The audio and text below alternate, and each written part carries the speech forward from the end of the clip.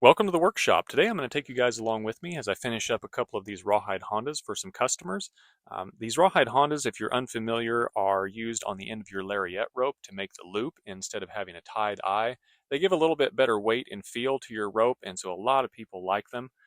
The first thing I'm going to do is cut the ends off all my strings, and here you can see I'm just flushing these strings up here against the side of the button on the side of the Honda. I want to get these nice and smooth so that there's nothing sticking up there. I just want to make it look as nice as possible.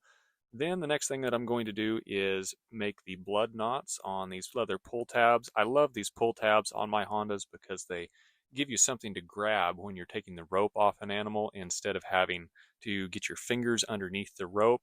I just think it's a lot more convenient, and it really saves your fingers if that rope were to come tight all of a sudden.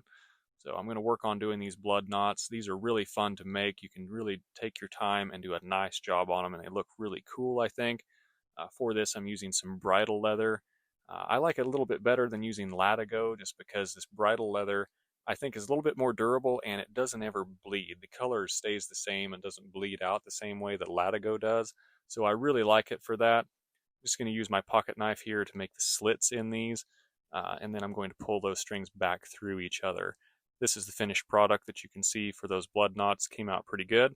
Once I've done that, I'm going to take some of this Skidmore's beeswax and put on there. It just helps keep these nice and waterproof and helps them last a lot longer.